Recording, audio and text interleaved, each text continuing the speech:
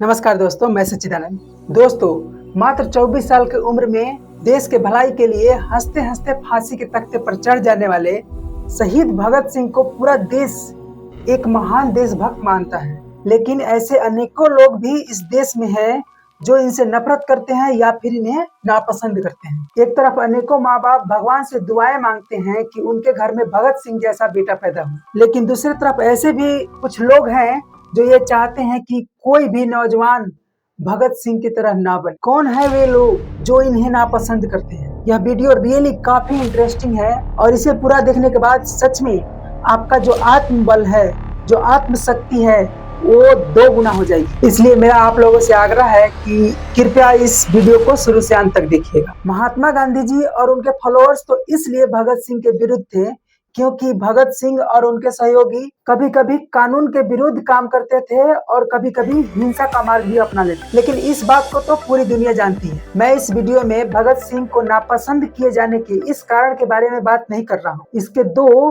प्रमुख कारण है। पहला तो ये कि भगत सिंह केवल अंग्रेजों से आजादी नहीं चाहते थे। भगत सिंह ये नहीं चाहते थे कि भारत की आम जनता निरंकुश अंग्रेजी शासन के चंगुल से बाहर निकलकर मुट्ठी भर शासक जातियों, जमींदारों और राज्य रजवाड़ों के चंगुल में फंस जाए। भगत सिंह जानते थे कि अंग्रेज तो मात्र 200 वर्षों से ही भारत में आए थे और भारतीयों को शोषित कर रहे थे, लेकिन भारत के मजदूर, गरीब, किसान कई हजार वर्षों से ऊंची जातियों, जमींदारों और राज्य रजवाड़ों के पैरों तले कुचले जा रहे थे। यही कारण है कि भगत सिंह हमेशा कहा करते थे कि भारत को गुलाम बनाने वालों से आजाद कराना है, और गुलाम बनाने वाला चाहे विदेशी हो या स्वदेशी हो। इसी कारण से उच्च वर्ग, जमींदार और राज्य रजवाड़े जो थे भगत सिंह के खिलाफ थे, उनके विरुद्ध थे, क्योंकि उन्हें जो बहुत सालों से विशेष अधिकार या यूं कहे तो आरक्षण मिला हुआ था, भगत सिंह उनको समाप्त करने के बारे में बात कर रहे थे। मुझे डर है कहीं दूसरा कारण जानकर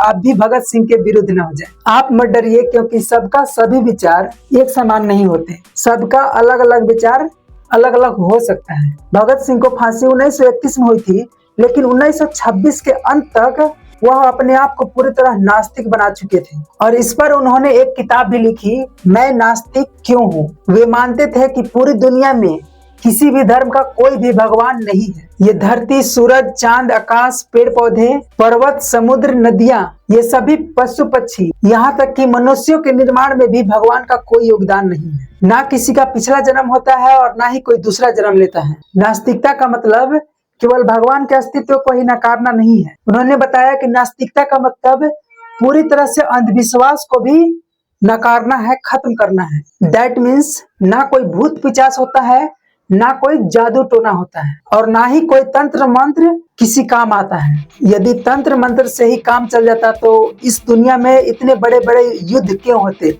विश्व युद्ध क्यों होते। कई बार एक आतंकवादी को मारने के लिए न चाहते हुए भी 1000 लोगों को मारना पड़ता है, कई लोग मार देते हैं। यदि तंत्र मंत्र काम करता तो ये सब तो नहीं होता। वे कहते थे कि अभिशाप से किसी का डायरेक्ट नुकसान नहीं होता है और ना ही वरदान से किसी का डायरेक्ट फायदा हो सकता है। अभिशाप और वरदान से मात्र सामने वाला के मस्तिष्क पर प्रभाव पड़ता है, बस इतना ही।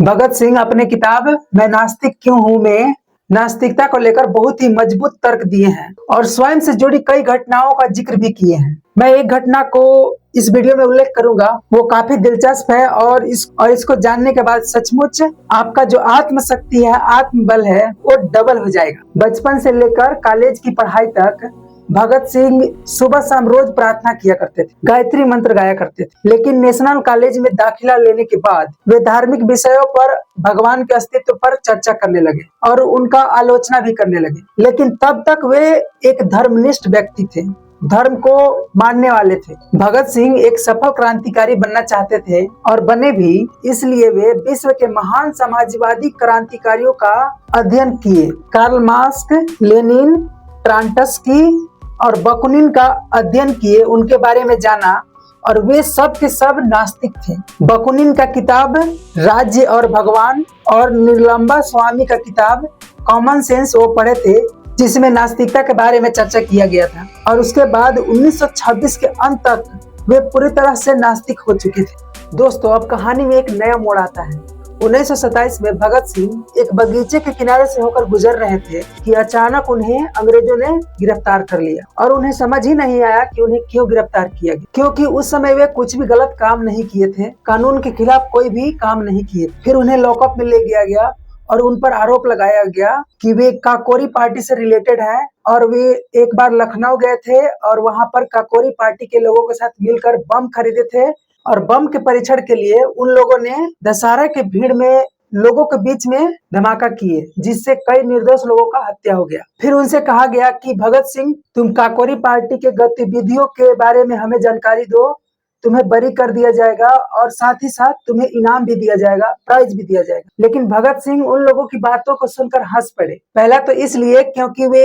काकोरी पार्टी से रिलेटेड थे ही नहीं, और दूसरा ये कि उनके जैसा महान विचार रखने वाला व्यक्ति अपने ही निर्दोष लोगों पर बम क्यों गिराएंगे, और तीसरा इसलिए वे हंस रहे थे क्योंकि उनके जैसा जज्बे रखने वाला व्यक्ति इनाम और जेल से बरी होने के लिए, जेल से रिहा होने के लिए अपने पार्टी की गतिविधियों के बारे में बता दे, इतनी मामूली आदमी तो थे नहीं वो। फिर कुछ सीनियर ऑफिसरों ने उनसे कहा, देखो भगत सिंह, तुम्हारे खिलाफ हमारे पास पर्याप्त सबूत हैं जिससे तुम्हें फांसी की सजा हो जाएगी। भगत सिंह के सामने कठिन समस्या आ गई थी। भगत सिंह जान रहे थे कि अंग्रेज जो कह रहे हैं वो कर सकते हैं, क्योंकि उनकी रवैया ही वैसी थी। अब वे बिना गलती के फांसी की सजा तक जाने वाले थे। उसी दिन से कुछ पुलिस अधिकारी उन्हें सहानुभूति देने के लिए उनके पास आए और उनको इस बात के लिए राजी कराने लगे कि भगत सिंह, तुम निर्दोष हो तो तुम भगवान की प्रार्थना करो, सुबह शाम प्रार्थना करो, शायद तुम्हारी फांसी टल जाए, या फिर यदि फांसी भी हो जाएगी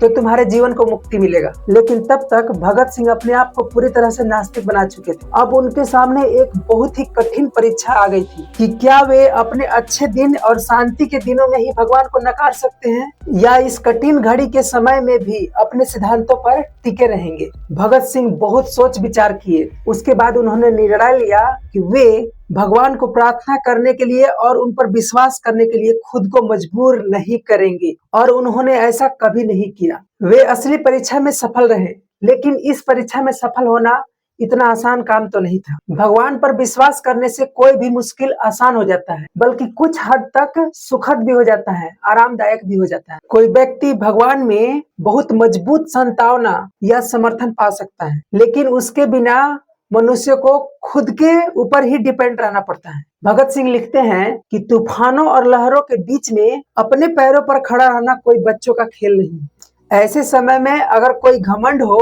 तो वो घमंड तुरंत गायब हो जाता है और मनुष्य सामान्य मान्यताओं को धत्ता बोलने का साहस नहीं जुटा पाता है, भगवान को नकारने का साहस नहीं कर पाता है। लेकिन फिर भी ऐसी परिस्थिति में कोई अपने सिद्धांतों पर टिका रह गया तो समझिए कि उसमें घमंड के अलावा और भी कोई ताकत मौजूद है। भगत सिंह को मालूम था कि कुछ ही दिनों में उन्हें फांसी की सजा सुनाई जा सकती है, फिर भी वे जानबूझकर अपने जीवन को बलिदान करने जा रहे थे देश के लिए। यदि वे चाहते तो ऐसा नहीं भी कर सकते। सिर्फ इस बात के लिए वे बलिदान कर रहे थे कि भगवान का अस्तित्व है या नहीं है। वे कहते हैं कि अगर कोई एक हिंदू व्यक्ति है तो वह फांसी होने के बाद यह उम्मीद कर सकता है कि अगले जन्म में वह राजा के घर में जन्म लेगा, या कोई सिख या ईसाई व्यक्ति है तो वह यह उम्मीद कर सकता है कि मरने के बाद वह स्वर्ग में विलासिता का जीवन, ऐशो आराम का जीवन व्यतीत करेगा। लेकिन भगत सिंह तो पूरी तरह से सभी धर्मों के भगवान को ही नकार रहे थे। फिर उनका क्या था? उनको तो मालूम था कि जैसे ही उनके गले में फांसी का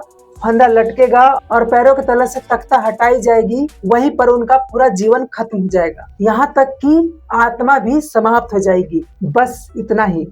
वे तो बस ये चाहते थे कि बिना किसी स्वार्थ के देश के लिए बलिदान दे दे, ताकि आने वाले पीढ़ी को समझ में आए और निस्वार्थ भाव से देश की सेवा करे और स्वतंत्रता की लड़ाई की शुरुआत हो। हालांकि कुछ दिनों के बाद भगत सिंह को जेल से रिहा कर दिया गया, लेकिन 2 साल के बाद 1929 में अपने साथियों के साथ खुद ही उन्होंने अंग्रेजों को सरेंडर कर दिया और 1931 में देश के लिए वे हंसते हंसते फांसी के तख्ते पर लटक गए। दोस्तों, जो लोग इस दुनिया में धर्म के नाम पर अपना दुकान खोलते हैं और लोगों को आपस में बांट देते हैं और फिर दंगे कराते हैं, ऐसे लोग भगत सिंह को उनके नास्तिक होने के कारण उनसे नफरत करते हैं और वे चाहते हैं कि कोई भी नौजवान भगत सिंह की तरह ना बने। लेकिन भगत सिंह ने बहुत ही जज्बे के साथ और बहुत ही साहस का प्रदर्शन किया है। शायद इतना बड़ा साहस और किसी ने किया होगा। मुझे उम्मीद है कि आपको इस घटना के बारे में जानने के बाद आपकी जो साहस है वो बढ़ गई होगी, उसमें इंक्रीमेंट आ गया होगा। धन्यवाद। जय हिंद। इनकलाब जिंदाबाद।